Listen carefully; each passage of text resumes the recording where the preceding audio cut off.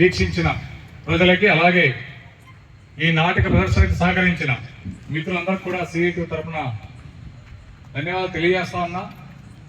ఈరోజు సమాజంలో ఉన్నటువంటి శాస్త్ర సాంకేతిక రంగంలో బాగా దూసుకుపోతున్న మన దేశంలో ఇప్పటికే మన వెంటపడుతున్నటువంటి రుగ్మతల్ని నాటికల ద్వారా ప్రజల్ని చైతన్యవంతం చేయడానికి ఇది కొత్త విషయం కాదు.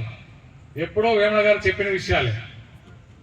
అంటే ఇప్పటికి కూడా మనం ఆ విషయాల్ని కళ్ళారా చూస్తున్నామంటే అప్పుడున్న స్థితి మనకు అర్థమవుతుంది. అందుకనే అభ్యుదయ ఆర్ట్స్ అకాడమీ వారితో ఈ కార్యక్రమం నిర్వహించాలని చెప్పి సిఐటి యూటీఎఫ్ ఆధ్వర్యంలో సంయుక్తంగా భావించాం.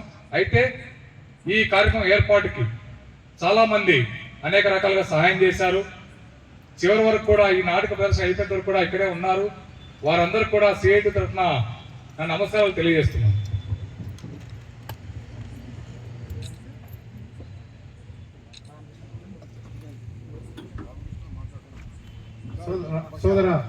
సోదరీమణులారా,